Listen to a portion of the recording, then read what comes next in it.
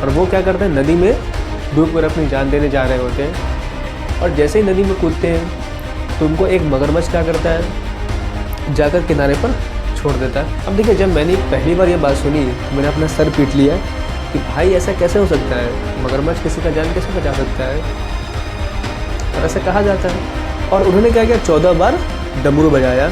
और इसी बात के लिए संस्कृत में एक श्लोक का यूज़ होता है, और वो श्लोक क्या है, नृतावशाने नटराज राजो ननाद ढक्कम नम पंचवारम उद्धर तो कामा संकादि सिद्धे इतद विमर्शे शिव सूत्र जालम। अच्छा, कुछ लोग क्या कहते हैं कि सा से स्वर और सा से सिंगल, कि ये लोग सिंगल होते हैं, इनको बाकी किसी से मतलब नहीं होता है। और दूसरा क्या है, व्यंजन, और ब से व्यंजन, और ब से क्या होता है, ब्यौरा। और ब्यौरा क्या होता है, जो हमेशा किसी न किसी के पीछे घूमते रहते हैं। तो पहले तो आप सभी का बहुत बहुत स्वागत है, और मुझे उम्मीद है कि आप लोग ठीक होंगे और आपकी पढ़ाई भी ठीक चल रही होगी। तो हम शुरू करते हैं आज की क्लास को। अब देखिए, आज की क्लास को शुरू करने से पहले हम थोड़ी देर में, मतलब 1-2 मिनट में कल की क्लास का रिवीजन कर लेते हैं। अच्छा, आप लोगों को ये ठीक लगता है ना कि हम क्लास के शुरू में जो हमारा पिछला क्लास होता है उसका रिवीजन भी कर लेते हैं, या फिर आप लोग के मन में ऐसी फीलिंग आती है कि सर हमारा टाइम बहुत कीमती है, आप हमारे टाइम को ऐसा वेस्ट ना करें।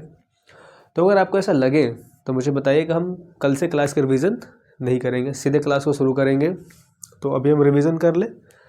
चलिए, तो हम कल हमने सबसे पहले आपको बताया था कि भाषा क्या होती है, दरअसल भाषा शब्द किस तरह से बना है, और फिर हमने आपको बताया कि जो भाषा की परिभाषा है उसको लेकर क्या क्या दिक्कतें हैं। और तीसरी बात हमने की थी कि जब भी हम संस्कृत व्याकरण को पढ़ते हैं तो संस्कृत व्याकरण के कितने संप्रदाय होते हैं, 2 संप्रदाय। अच्छा, आप लोगों को ये सारी बातें याद है या फिर बस मेरा रिवीजन हो रहा है, याद है ना आप लोग को? चलिए ठीक है। तो संस्कृत व्याकरण के कितने संप्रदाय होते हैं, तो 2 संप्रदाय। और सबसे पहला संप्रदाय कौन सा है, ऐन्द्र संप्रदाय, और दूसरा संप्रदाय कौन सा है, माहेश्वर संप्रदाय। और माहेश्वर संप्रदाय के लोग क्या मानते हैं कि संस्कृत व्याकरण की शुरुआत शंकर भगवान से हुई है। और आज की क्लास में हम इस बात को समझेंगे भी कि वो ऐसा क्यों कहते हैं, उनकी ऐसी मान्यताएं क्यों है। और फिर सबसे अंत में हमने समझा कि संस्कृत व्याकरण छोड़िए, आपको कोई भी भाषा समझना हो, चाहे हिंदी, चाहे संस्कृत, चाहे उर्दू, उसमें हमें कितनी बातें पढ़नी होती हैं, 4 बातें ही पढ़नी होती है। और आज की क्लास की शुरुआत हम यहीं से करेंगे। तो कल हमने आपको क्या बताया था कि हमें किसी भी भाषा को पढ़ना हो, हमें उसमें कितनी बातें पढ़नी होती है, 4 बातें। और वो 4 बातें कौन कौन सी है, याद है आप लोग को? अच्छा देखिए, कल हमने आपको ये भी बताया था कि भाषा वाले खंड में हम जब भी इस तरह का सवाल आपसे पूछे तो आपको आंसर क्या देना है, 4। क्योंकि भाषा वाले खंड में क्या होते हैं, अधिकतर सवालों के जवाब क्या होते हैं, 4 होते हैं। जैसे आपने अभी विकारी और विकारी शब्द नहीं पढ़ा है, पर आपसे अगर हम पूछें कि विकारी शब्द कितने होते हैं, तो 4। अविकारी कितने होते हैं, तो 4। फिर आपसे पूछे कि भाषा की कितनी इकाइयाँ होती हैं, तो आप क्या बताएंगे, 4। तो आपको 4 का पहाड़ा ठीक से याद कर लेना है। तो भाषा पढ़ने के लिए कितनी चीज़ें पढ़नी होती है, 4। चलिए, और सबसे पहली बात हम जिस पे करेंगे वो क्या होता है, ध्वनि व्यवस्था। और ध्वनि व्यवस्था को ही हम कई बार कहते हैं वर्ण व्यवस्था। और ये वर्ण व्यवस्था वो नहीं है ब्राह्मण, क्षत्रिय, शूद्र, वैश्य, यहाँ पे वर्ण का अलग मतलब होता है। और आपने पढ़ा ही होगा कि वर्ण क्या होता है, भाषा की सबसे छोटी इकाई होती है, तो वो वर्ण व्यवस्था नहीं है। और दूसरी बात जो हमें समझनी होती है, जो हमें पढ़नी है, उसको हम कहते हैं शब्दावली। और शब्दावली को हम कई बार शब्द व्यवस्था भी कहते हैं। और इसमें हम क्या पढ़ते हैं कि किसी भाषा में किस किस तरह के शब्द होते हैं, फिर उनका निर्माण किस तरीके से होता है। तो आपको समझ में आ रहा है? चलिए, और तीसरी बात हम करेंगे उस भाषा के व्याकरण के बारे में। अच्छा, कल हमने आपको बताया था कि आप बचपन से पढ़ते आए होंगे कि जो ध्वनि व्यवस्था है या फिर वर्ण व्यवस्था है और जो शब्दावली है उसको हम कहाँ रखते हैं, व्याकरण के अंतर्गत। पर यहाँ हमने इसको व्याकरण से क्या किया है, अलग रखा है। इसका सबसे बड़ा कारण क्या है, देखिए आपने भले ही पढ़ा हो कि व्याकरण के क्या होते हैं, 4 हिस्से होते हैं, वर्ण विचार, शब्द विचार, पद विचार और वाक्य विचार। और कहीं कहीं पे चिन्ह विचार, छंद विचार भी हमको पढ़ने को मिलता है। अब देखिए, कायदे से क्या होना चाहिए कि वर्ण और जो शब्द होते हैं उनको व्याकरण का हिस्सा नहीं होना चाहिए, उनको व्याकरण से अलग होना चाहिए, जैसा कि हमने यहाँ पे लिखा है। और मैं ऐसा क्यों कह रहा हूँ, क्योंकि देखिए आप इस बात को सोचिए कि जब भी कोई बच्चा किसी भाषा को पढ़ने के लिए जाता है तो हम उसको सबसे पहले क्या सिखाते हैं, वर्ण सिखाते हैं, और फिर उसको हम शब्दों की पहचान करना भी सिखाते हैं, पर उसको हम व्याकरण तो नहीं पढ़ा रहे हैं। व्याकरण का दरअसल मतलब क्या होता है, भाषा के नियम, कि किसी भाषा में क्या क्या नियम है, किन सिद्धांतों पर भाषा काम करती है, तो उसको हम व्याकरण में पढ़ते हैं, ना कि वर्ण और शब्द को। हालांकि शब्द के कुछ हिस्से क्या होते हैं, व्याकरण में शामिल होते हैं, शब्दावली को जब हम पढ़ेंगे तो बात करेंगे। तो आपको ये बातें समझ में आ रही है, चलिए।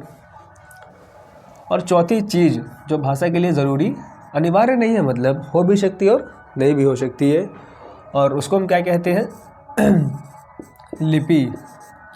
और कल हमने आपको बताया था कि हमें लिपि के बारे में बहुत नहीं पढ़ना है, बस थोड़ी बहुत बात लिपि के बारे में करनी है। और कल हमने आपको ये भी बताया कि संस्कृत भाषा की जो लिपि है वो कौन सी है, देवनागरी। अच्छा, आपने बचपन से याद तो कर ही लिया है कि संस्कृत भाषा की लिपि देवनागरी है, पर आपसे हम ये पूछें कि देवनागरी लिपि की पहचान क्या होती है। अगर आपके सामने कुछ लिखा हो तो आप कैसे पता करेंगे कि वो देवनागरी लिपि में लिखा है या फिर नहीं लिखा है। देखिए, इसकी पहचान का तरीका क्या होता है, जब भी आपको किसी शब्द के ऊपर सिरोरेखा दिखे, और सिरोरेखा का मतलब क्या होता है, सिर के ऊपर लगने वाली रेखा। जैसे देखिए मैंने अभी सिरोरेखा लिखा है और इसके ऊपर हमने ये लाइन खींची है, ये लाइन आपको दिख रहा होगा, मैं इसको अलग से बना देता हूँ। तो ये जो लाइन होते हैं शब्द के ऊपर, इसी को हम क्या कहते हैं, सिरोरेखा। और जहाँ जहाँ पर जिस भी अक्षर के ऊपर ऐसा दिखे आपको, तो आपको क्या समझना है कि वह देवनागरी लिपि में लिखी हुई है। ये बात आपको समझ में आ रहा है, चलिए। और आपको ये ध्यान रखना है कि लिपि किसी भाषा के लिए ज़रूरी नहीं है। जैसे हिंदी की हम बात करते हैं तो हिंदी की अपनी लिपि नहीं है, हमने संस्कृत भाषा से लिपि क्या की है, उधार ली है। संस्कृत ने एक लिपि बनाई देवनागरी, और हमने वही सेम टू सेम हिंदी में कॉपी कर लिया है। तो आपको ये बात समझ में आ रहा है। तो हम सबसे पहले क्या पढ़ेंगे, ध्वनि व्यवस्था या फिर वर्ण व्यवस्था, फिर हम बात करेंगे शब्दावली के ऊपर, और तीसरी चीज़ हम क्या पढ़ेंगे, व्याकरण के बारे में। तो आपको ये बात समझ में आ रहा है, आप लोगों ने ये नोट कर लिया है, चलिए। तो मिटा दें हम बोर्ड।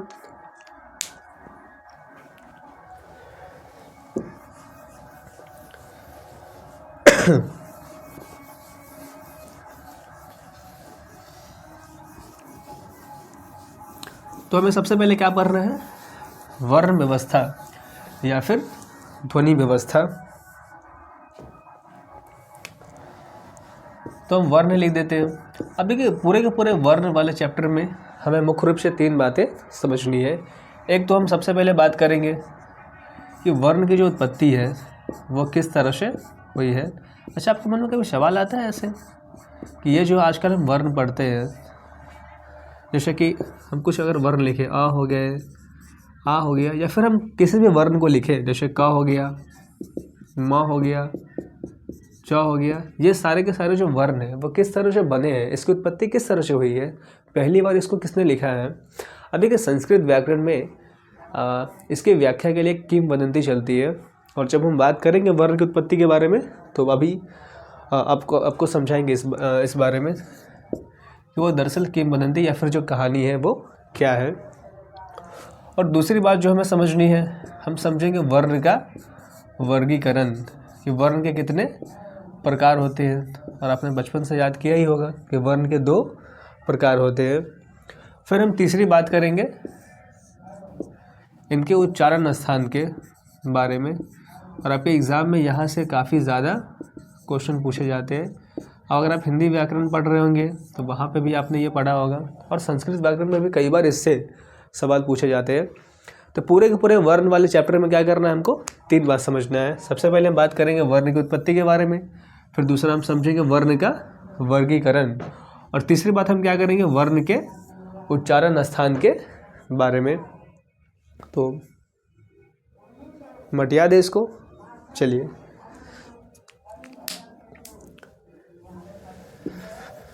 तो हम सबसे पहले समझते हैं इस बात को कि वर्ण की उत्पत्ति किस तरह से हुई है, और समझते हैं उस कहानी को जो इससे जुड़ी हुई है। और आपको वो कहानी सुनकर मज़ा भी आएगा। हालांकि मुझे बहुत भरोसा है नहीं उस कहानी पे कि ऐसा हुआ होगा, पर फिर भी ऐसी कहानियाँ चलती हैं। तो हम सबसे पहले बात करते हैं वर्ण की उत्पत्ति के बारे में, कि वर्ण की, हालांकि वर्ण नहीं होगा, एक जिसको हम वर्णों कर देते हैं, वर्णों की उत्पत्ति के बारे में, कि वर्णों की उत्पत्ति किस तरह से हुई है। अब देखिए, जब भी आपसे कोई पूछे कि वर्ण की उत्पत्ति किस तरह से हुई है, तो आपको उसका आंसर क्या देना है कि वर्णों की उत्पत्ति माहेश्वर सूत्र से हुई है। अभी हम बात करेंगे कि ये माहेश्वर सूत्र क्या होते हैं, और माहेश्वर सूत्र को जिस व्यक्ति ने लिखा है उसका नाम क्या है, पाणिनि। और आपको पता ही है कि पाणिनि कौन है, पूरे के पूरे संस्कृत व्याकरण के जनक कौन माने जाते हैं, पाणिनि। तो पाणिनि ने ही इन सूत्रों की क्या की है, रचना की है। और आपसे पूछे कि माहेश्वर सूत्र की संख्या कितनी है, तो आपको क्या बताना है, 14। आपको इतनी बातें समझ में आ रही। अभी हम बात करेंगे कि ये क्या होता है। अब देखिए, ऐसा कहते हैं कि ये जो पूरे के पूरे माहेश्वर सूत्र है, इसको किसने लिखा है, पाणिनि ने। और इसके ऊपर एक बड़ा अच्छा किंवदंती चलता है, और वो किंवदंती क्या है, देखिए ऐसा कहा जाता है कि जब पाणिनि 8 वर्ष के थे तो उनकी जो माता जी थी उनका देहांत हो गया था, और उनके पिताजी ने दूसरा विवाह कर लिया था। और आपको पता ही है कि सौतेली माँ और जो बेटा होता है उसमें कैसा संबंध होता है, बहुत अच्छा संबंध नहीं होते। तो उनकी जो सौतेली माँ होती है उनका व्यवहार भी पाणिनि के प्रति ठीक नहीं होता है, वो बहुत ज़्यादा उनको परेशान करती है और बहुत ज़्यादा उनसे काम भी करवाती है। और ऐसा वर्णन मिलता है ऐसा कुछ लोग कहते हैं कि उनके घर के पास में एक नदी या फिर तालाब था, तो उनकी जो माता जी थी वो उनसे पानी अक्सर वहाँ से लाने के लिए बोलती रहती थी। तो पाणिनि को दिन भर काम में लगा रहना पड़ता था, और आपको पता है कि 8 वर्ष का बच्चा कितना छोटा होगा, तो उन्हें खेलने वुलने में मन लगता था, तो वो कभी खेलने के लिए चले जाते थे। तो कई बार उनकी माता जी उनको पीटती भी थी। और एक बार क्या हुआ था कि जो पाणिनि थे वो उनकी जो सौतेली माँ थी उनसे भी एक पुत्र हुआ था, तो उनके साथ खेल रहे थे और गलती से वो जो बच्चा होता है उनके हाथ से गिर जाता है। और जैसे ही वो बच्चा गिरता है उनकी माता जी को पता चलता है, फिर उनकी ठीक से कुटाई होती है, और शाम को पिताजी घर आते हैं। और जब उनके पिताजी घर आते हैं तो उनके पिताजी भी उनकी ठीक ठाक कुटाई कर देते हैं। फिर पाणिनि को बड़ा दुख होता है, आहत पहुँचती है, और वो क्या करते हैं, नदी में डूब कर अपनी जान देने जा रहे होते हैं। और जैसे ही नदी में कूदते हैं तो उनको एक मगरमच्छ क्या करता है, जाकर किनारे पर छोड़ देता है। अब देखिए, जब मैंने पहली बार ये बात सुनी तो मैंने अपना सर पीट लिया कि भाई ऐसा कैसे हो सकता है, मगरमच्छ किसी का जान कैसे बचा सकता है, पर ऐसा कहा जाता है। और जो मगरमच्छ जहाँ तक उनको छोड़ा था वो एक मंदिर उसके आसपास में था, और वो मंदिर था शंकर जी का। और वहाँ पे पाणिनि को शंकर जी ने क्या किया, दर्शन दिया। और जब शंकर जी ने पाणिनि को दर्शन दिया तो उन्होंने एक नृत्य किया जिसको हम तांडव नृत्य कहते हैं, आपको पता ही है। और उन्होंने क्या किया, 14 बार डमरू बजाया। और इसी बात के लिए संस्कृत में एक श्लोक का यूज़ होता है, और वो श्लोक क्या है, नृत्यावसाने नटराज राजो ननाद ढक्कम दम पंचवारम उद्धर तो कामा संकादि सिद्धे एतद विमर्शे शिव सूत्र जालम। और आप लोग ऐसे आँख फाड़ फाड़ के देख रहे हैं, आपके मन में आ रहा है कि हाथ कुछ लगा नहीं, कोई भी भाव कम वक्त जगह नहीं, तो समझा रहे इसका मतलब वही है कि शंकर भगवान ने क्या किया, 14 बार डमरू बजाया। और जब उन्होंने 14 बार डमरू बजाया तो पाणिनि आराम से इसको कॉपी पे लेकर सुन रहे थे, लिख रहे थे। तो उन्होंने क्या किया, कितने सूत्रों की रचना की, 14 सूत्रों को। और उसी सूत्र को, चूँकि महेश्वर के से निकला हुआ सूत्र है, तो उसका हमने नाम क्या रख दिया, महेश्वर सूत्र। तब को ये पूरी की पूरी कहानी समझ में आ रही है। चलिए, अब देखिए, आपके मन में आ रहा होगा सर कुछ एग्जाम्पल तो दीजिए महेश्वर सूत्र का। अब देखिए, हम आपके सामने कुछ एग्जाम्पल लिख रहे हैं। आपको पता ही है कुल महेश्वर सूत्र कितने होते हैं, 14। अगर हम कुछ एग्जाम्पल आपके सामने लिखें तो वो क्या है, देखिए सबसे पहला सूत्र जो उन्होंने लिखा वो था अयून। दूसरा सूत्र क्या है, रील रिक।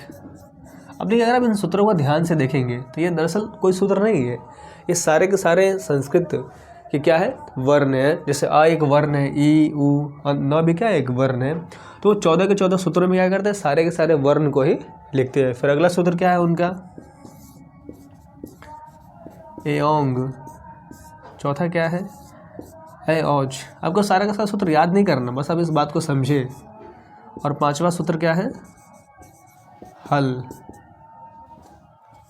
तो और भी बहुत सारे सूत्र हैं, पर अब हम सबको लिख नहीं रहे, बस हम इसी बात से क्या करते हैं, समझते हैं। तो उन्होंने कुल मिलाकर कितने सूत्र लिखे, 14 सूत्र। और 14 सूत्र कुछ नहीं है, वो सारे के सारे दरअसल क्या है, संस्कृत के वर्ण। जैसे आप देख ही रहे होंगे, ये आ है, ई है, ऊ है, फिर री, लरी, यहाँ पे कुछ व्यंजन वर्ण जैसे हा और ला हो गया। तो पूरे के पूरे 14 सूत्रों में उन्होंने सारे के सारे वर्णों को लिखा है। आपको ये बात समझ में आ रहा है? इसीलिए हम कहते हैं कि वर्णों की उत्पत्ति कहाँ से हुई है, माहेश्वर सूत्र से। और आपको पता ही है सूत्र को किसने लिखा है, पाणिनि ने। और आप सारी कहानी बता देंगे अगर आपसे कोई पूछेगा तो। चलिए अब देखिए, इसी माहेश्वर सूत्र से एक चीज़ जुड़ा हुआ है, और वो क्या है तो उसको हम समझ लेते हैं। वो हमारे पूरे के पूरे संस्कृत व्याकरण में काम आने वाला है। और वो दरअसल में एक शब्द है। वो शब्द क्या है,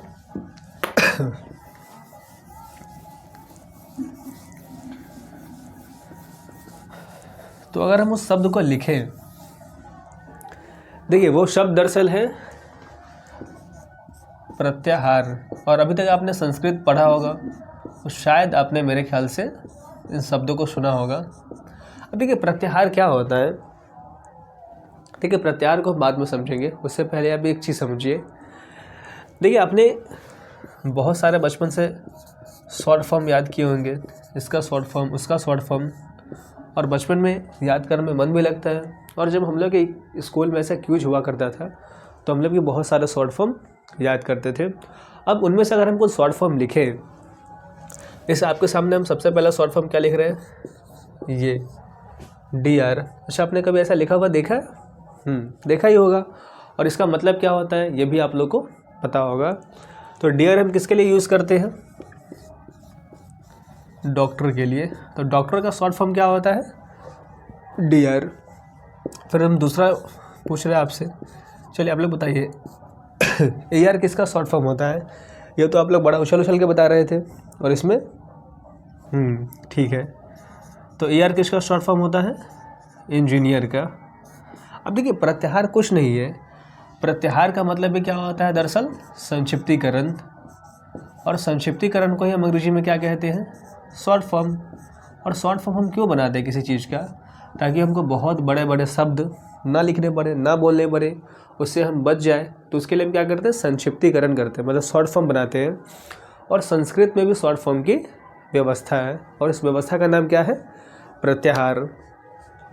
अब अगर आप इन शॉर्ट फॉर्म को ध्यान से देखेंगे, देखिए सबसे पहली बात आपने गौर की होगी कि इन शॉर्ट फॉर्म में कितने वर्ण हैं, 2 वर्ण। और आपके मन में आ रहा होगा सर 2 से ज़्यादा वर्ण वाले भी तो हो सकते हैं शॉर्ट फॉर्म, जैसे कि SBI। तो आपको ये एग्जाम्पल नहीं लेना है, आपको सिर्फ 2 वर्ण वाले एग्जाम्पल से ही समझना है बात को। बात समझ में आ रही है? चलिए, तो एक तो क्या हो गया, DR हो गया, दूसरा क्या हो गया, ER का मतलब क्या होता है, इंजीनियर। यहाँ पर भी कितने वर्ण हैं, 2 वर्ण। यहाँ पर भी कितने वर्ण हैं, 2 वर्ण। और ये क्या है, शॉर्ट फॉर्म भी है। तो आपसे अगर कभी पूछे कि प्रत्याहार में कुल कितने वर्ण होते हैं, तो 2 वर्ण। हर प्रत्याहार, देखिए प्रत्याहार की संख्या कितनी होती है, 42। तो संस्कृत में कुल कितने प्रत्याहार होते हैं, मतलब कुल कितने शॉर्ट फॉर्म बनाए जाते हैं, तो क्या है, 42। और हर प्रत्याहार कितने वर्ण के होते हैं, 2 वर्ण। 2 वर्ण से ज़्यादा भी का कोई भी प्रत्याहार नहीं होगा। चलिए, तो ये बात आपको समझ में आ रहा है, ठीक है। अब अगर आप ध्यान से देखेंगे इन शॉर्ट फॉर्म को, एक तो इनमें 2 वर्ण है, और दूसरा ये किस तरह से बनाए गए हैं। तो डॉक्टर के हमने क्या किया, पहला लेटर लिया, और दूसरा हमने अंतिम लेटर लिया। यहाँ पर भी हमने किस तरह से बनाया है, तो यहाँ पर भी हमने इंजीनियर का पहला लेटर लिया और फिर लास्ट वाला लेटर ले लिया।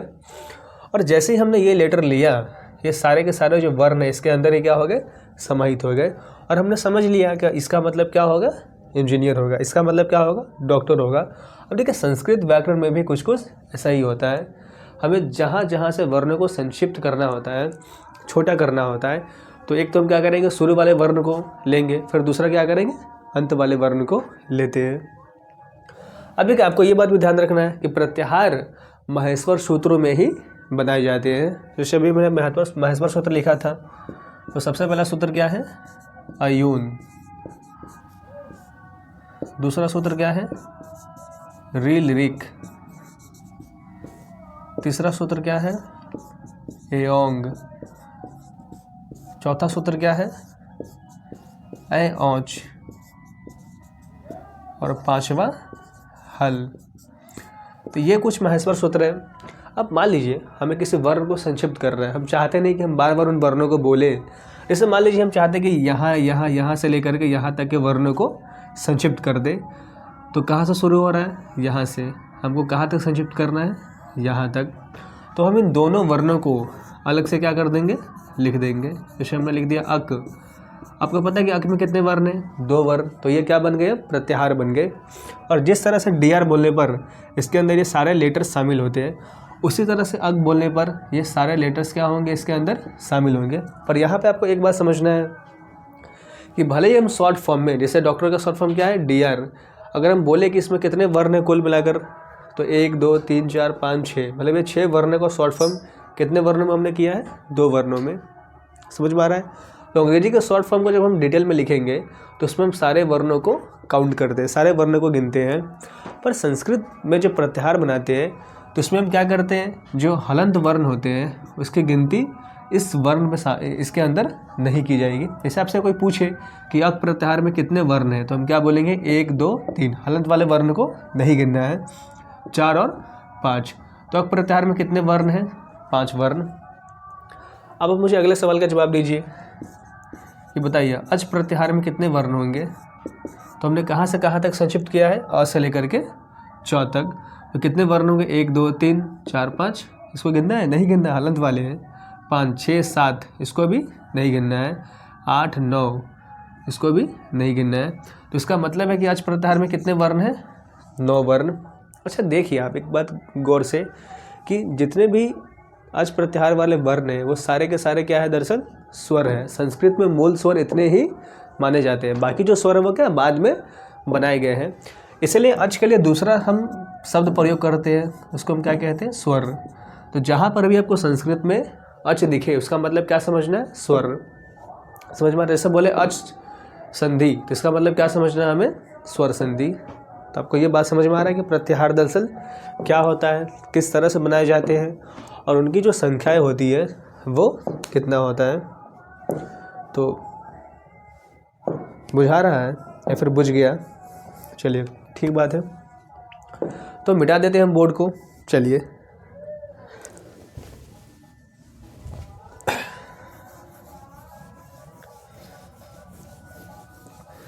तो हमने अपने पहले पॉइंट को समझ लिया है कि वर्ण की उत्पत्ति किस तरह से हुई है, और उसकी उत्पत्ति के संबंध में ही एक बात हमें पढ़नी है, वो क्या था, प्रत्याहार। तो हमने उसको भी समझ लिया है।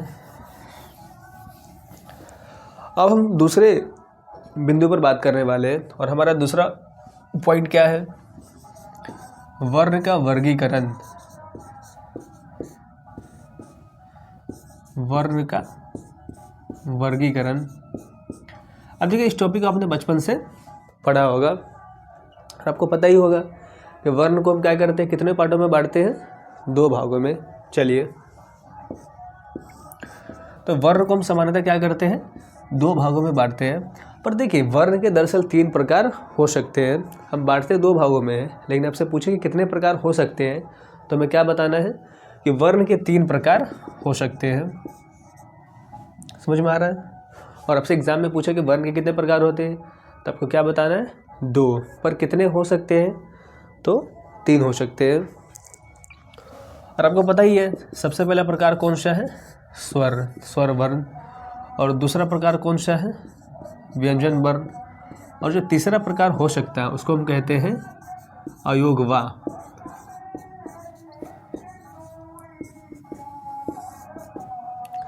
अब देखिए अगर आपसे कोई पूछे कि संस्कृत व्याकरण में कुल कितने वर्ण हैं, अगर आपसे ये पूछे कि कुल कितने वर्ण हैं, तो आपको क्या बताना है कि संस्कृत व्याकरण में कुल कितने वर्ण होते हैं, 50 वर्ण। हालांकि जब आप वैदिक व्याकरण पढ़ेंगे तो वहाँ पे 63 या फिर 64 वर्ण कुल मिलाकर होते हैं। पर हम वैदिक व्याकरण की बात नहीं कर रहे, सामान्य लौकिक व्याकरण की बात कर रहे हैं। तो वैदिक व्याकरण में कितने वर्ण होते हैं, 63 या फिर 64। तो आपको इस बात को बिल्कुल भी ध्यान नहीं देना है। आपको कितना बोलना है 50। लेकिन आपसे कोई पूछे कि मूल वर्ण कितने होते हैं, और मूल वर्ण का मतलब क्या है कि महेश्वर सूत्र में कितने वर्ण लिखे गए थे, तो आपको क्या बताना है 42। और फिर हमने कुछ वर्ण बाद में इससे बनाए थे, तो कुल कितने वर्ण हैं 50 और मूल कितने वर्ण हैं तो 42। समझ में आ रहा है। चलिए, तो सबसे पहला प्रकार क्या है स्वर है, और स्वर की संख्या कितनी है, तो संस्कृत में कुल कितने स्वर होते हैं 13। व्यंजन वर्ण कितने हैं, तो व्यंजन वर्णों की संख्या कितनी है 33। और अयोगवा कितने होते हैं। अब देखिए हिंदी में भले ही 2 अयोगवा होते हैं, पर संस्कृत में अयोगवा की संख्या कितनी होती है 4, 2 नहीं 4। तो संस्कृत में कितने अयोगवा होते हैं 4 होते हैं। समझ में आ रहा है आपको ये बात। तो आपने बहुत जगह पढ़ा होगा कि अयोगवा 2 होते हैं, ये बात सही है, पर वो हिंदी व्याकरण के लिए है। संस्कृत व्याकरण में अयोगवा कितने होते हैं तो 4 होते हैं। समझ में आ रहा है आपको। चलिए, और आगे हम बताएंगे अभी कि मैं ऐसा क्यों कह रहा हूँ, तो आपको अभी की क्लास समझ में आ रही है। चलिए, अब देखिए स्वर क्या होता है, तो अपने बचपन से याद कर रखा है कि जिसके उच्चारण में किसी की सहायता न ली जाए। और संस्कृत में इसके लिए एक श्लोक भी है कि स्वयं राजन्ति इति स्वरा, कि जो खुद पे राज करते हैं जिनको किसी और की सहायता नहीं लेनी पड़ती है, वही क्या होते हैं स्वर होते हैं। तो आपको ये बात समझ में आ रहा है। और स्वर कुल मिलाकर कितने हैं 13। और व्यंजन वर्ण कितने होते हैं तो 33। और व्यंजन वर्ण क्या होते हैं, अच्छा कुछ लोग क्या कहते हैं कि स से स्वर और श से सिंगल, कि ये लोग सिंगल होते हैं, इनको बाकी किसी से मतलब नहीं होता है। और दूसरा क्या है व्यंजन, और ब से व्यंजन, और ब से क्या होता है ब्योरा। और ब्योरा क्या होता है जो हमेशा किसी न किसी के पीछे घूमते रहते हैं। तो व्यंजन की प्रवृत्ति बिल्कुल भी ऐसी है, वो हमेशा किसके साथ रहना चाहता है स्वर के साथ। यह सोचता है कि स्वर के बिना हमारा जीवन क्या है अधूरा है, जबकि स्वर को कोई फ़र्क ही नहीं पड़ता है, तुम रहो ना रहो मुझे कोई मतलब नहीं है। और तीसरे वर्ण क्या होते हैं अयोगवा। अच्छा, कभी कभी मुझे अयोगवा के बारे में सोच के लगता है कि ये दरअसल साधु संत लोग हैं। अच्छा, साधु के बारे में एक बड़ी अच्छी पंक्ति है कि हर साधु का एक अतीत होता है। अब इस बात का मतलब समझ रहे हैं कि जितने भी लोग साधु बनते हैं, अगर उनका बैकग्राउंड पढ़ेंगे तो आपको पता चलेगा कि वो लोग काफ़ी अपने टाइम पे खतरनाक थे। तो अयोगवा वैसा ही कुछ है। अयोगवा क्या होता है जो न स्वर होते हैं न क्या होते हैं व्यंजन होते हैं, ये थोड़ा दोनों वाले काम कर चुके हैं। मतलब थोड़ा दोनों के इसमें क्या होते हैं गुण होते हैं, कुछ गुण स्वर के और कुछ गुण व्यंजन के। इसलिए हम कहते हैं कि जो ना स्वर होगा ना व्यंजन होगा उसको हम क्या कहते हैं अयोगवा। और इनकी संख्या कितनी होती है संस्कृत में तो 4 होती है। तो आपको ये तीनों बातें समझ में आ रही है। चलिए, अब देखिए संस्कृत में क्या है, स्वर को भी हम 3 वर्गों में बांटते हैं। और सबसे पहला वर्ग क्या है तो उसको हम कहते हैं मूल या फिर ह्रस्व स्वर। और दूसरा वर्ग क्या होता है, और दूसरा वर्ग क्या है दीर्घ स्वर। और जो तीसरा वर्ग होता है उसको हम कहते हैं प्लुत स्वर। तो आपको ये बात ध्यान रखना है कि संस्कृत व्याकरण में स्वर कितने प्रकार के होते हैं 3 प्रकार के। अब देखिए मूल स्वर का मतलब क्या है, देखो इसको हम कहते हैं एक मात्रिक, जिन स्वरों के उच्चारण में सिर्फ एक मात्रा, मतलब लगभग 1 सेकेंड या फिर हम जितनी देर में एक बार पलक झपकाते हैं उतना समय लगेगा, उसको हम क्या कहते हैं मूल या फिर ह्रस्व स्वर। और इनकी संख्या कितनी है संस्कृत में तो ये 5 माने जाते हैं। और कौन कौन है तो अ, ई, उ, री और लरी। और दूसरे होते हैं दीर्घ स्वर। और दीर्घ स्वर के हम कहते हैं द्विमात्रिक, मतलब जिन वर्णों के उच्चारण, जिन स्वरों के उच्चारण में 2 मात्रा का समय लगेगा उसको हम क्या कहते हैं दीर्घ स्वर। इनको द्विमात्रिक भी कहा जाता है। और इनकी संख्या कितनी है तो संस्कृत में इनको हम क्या मानते हैं, इनकी संख्या कितनी मानते हैं 8 मानते हैं। अब देखिए कौन कौन से होंगे इसमें, इनमें एक तो होगा आ, फिर क्या होता है बड़ी ई मतलब दीर्घ ई, फिर दीर्घ उ। अब देखिए री का भी संस्कृत में बड़ा रूप होता है, इसको हम बड़ी री कहते हैं, वो कुछ इस तरह से होता है। और इसके अलावा ए, आई, ओ और औ। तो 4 ऊपर हो गए और 4 क्या हो गए नीचे हो गए। तो दीर्घ स्वर कितने होते हैं 8 और मूल स्वर कितने होते हैं तो 5। अब देखिए प्लुत स्वर क्या होते हैं तो प्लुत स्वर को हम कहते हैं त्रिमात्रिक, जिनके उच्चारण में 3 मात्रा का समय लगे। और प्लुत स्वर, देखिए प्लुत स्वर की कोई निश्चित संख्या नहीं है। आप वैदिक व्याकरण पढ़ेंगे तो वहाँ पे इनकी संख्या बताई जाती है। और बाकी हम क्या करते हैं, इन्हीं वर्णों को प्लुत स्वर बना लेते हैं। और जिनको भी प्लुत स्वर बनाना होता है, जैसे मान लीजिए हमको अ को प्लुत स्वर बनाना है, तो म के नीचे क्या करेंगे, ऐसे 3 का सिंबल दे देंगे। और ये 3 इसी बात को दिखाता है कि ये क्या होते हैं, त्रिमात्रिक होते हैं। या फिर मान लीजिए मुझे ओ को बनाना है, तो ओ के बाद हम क्या करेंगे, ऐसा चिन्ह लगा देंगे। इसका मतलब ये कौन सा स्वर है, प्लुत स्वर है। तो आपको ये तीनों बातें समझ में आ रही है कि स्वर संस्कृत में कितने होते हैं, 13। इनको कितने वर्गों में बांटा जाता है, तो 3 वर्गों में। सबसे पहला वर्ग क्या है, मूल या फिर ह्रस्व स्वर। और मूल स्वर क्या होते हैं, एक मात्रिक। इनकी संख्या कितनी है, तो 5। दूसरे कौन से, दीर्घ। दीर्घ क्या होते हैं, द्विमात्रिक। और इनकी संख्या कितनी है, 8। यहाँ पे नीचे लिखा हुआ आपको दिख रहा होगा शायद। और तीसरे स्वर क्या होते हैं, प्लुत स्वर। और ये क्या होते हैं, त्रिमात्रिक। तो आपको ये बातें समझ में आ रही है। चलिए अब देखिए, तो दूसरा वर्ण कौन सा है, व्यंजन। और व्यंजन वर्णों को हम संस्कृत व्याकरण में 3 वर्गों में बांटकर समझते हैं। और जो सबसे पहला वर्ग है उसका नाम क्या है, स्पर्श व्यंजन। आप लोगों को पता होगा कि स्पर्श व्यंजन की संख्या कितनी होती है, 25। और ये क से लेकर म तक होते हैं। और अब क से लेकर अगर म तक गिनेंगे तो कुल मिलाकर कितने होते हैं, 25 वर्ण। और दूसरा जो वर्ग है उसको हम कहते हैं अंतःस्थ। अच्छा, आप लोग को अंतःस्थ का मतलब पता है, नहीं, देखिए बता रहे हैं अभी हम। अंतःस्थ में कौन कौन होते हैं, य, र, ल और व। देखिए अंतःस्थ का मतलब होता है जो बीच में स्थित हो। देखिए आपने कभी इंग्लिश ग्रामर पढ़ा होगा तो उसमें आपने सेमी वोवेल्स का कॉन्सेप्ट सुना होगा। और तो आप ऐसा समझे कि हिंदी का जो सेमी वोवेल्स होते हैं वो यही सब होते हैं। और इनको सेमी वोवेल्स क्यों कहते हैं, क्योंकि इन सबकी जो निर्माण है वो स्वर के मिलने से होता है। और आगे जब हम यन संधि पढ़ेंगे तो समझेंगे कि ये किस तरह से स्वर से मिलकर बने होते हैं। और तीसरा वर्ण कौन सा होता है, ऊष्म व्यंजन। और ये भी कितने होते हैं, 4। तालव्य श, मूर्धन्य स, दंत स और ह। और उस व्यंजन क्या होता है, जिन व्यंजनों के उच्चारण में मुख से ज़्यादा ऐसे या फिर गर्म हवा निकले।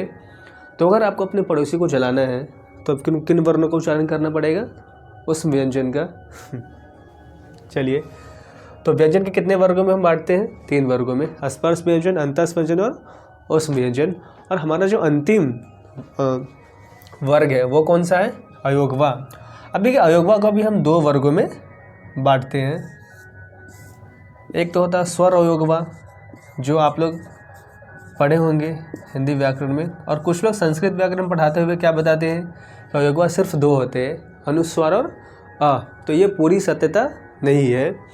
अयोगवा दरअसल कितने होते हैं, 4। एक तो होता है स्वर अयोगवा और दूसरे क्या होते हैं, व्यंजन अयोगवा। और स्वर अयोगवा कौन कौन से होते हैं, तो अनुस्वार मतलब अन, और दूसरा क्या होता है, आ। तो सिर्फ ये नहीं होते, 2 और होते हैं। और व्यंजन अयोगवा भी कितने होते हैं, 2। अच्छा, आपने कभी ऐसा लिखा हुआ देखा है, प और फ हो, फिर कुछ इस तरह से साइन बना हो, अरे यार कुछ इस तरह से साइन बना हो, फिर ये इस तरह से बना हुआ हो। देखिए इसको हम संस्कृत में कहते हैं उपध मानिए। और ये भी क्या है, एक तरह का अयोगवा है, लेकिन कौन सा अयोगवा है, व्यंजन अयोगवा। और फिर दूसरा इस तरह का साइन बना होता है, क, ख, इसको हम कहते हैं जिह्वा मूल्ये। तो कभी ऐसा देखे तो आपको समझना है कि ये दरअसल क्या है, व्यंजन अयोगवा है। तो आपको ये पूरी की पूरी बात समझ में आ रही है कि वर्ण का वर्गीकरण संस्कृत में किस तरह से होता है। तो हम आज की क्लास को यहीं तक रखते हैं और फिर मिलते हैं अगली क्लास में। और अगली क्लास की शुरुआत हम करेंगे वर्णों के उच्चारण स्थान से। तो तब तक के लिए बाय।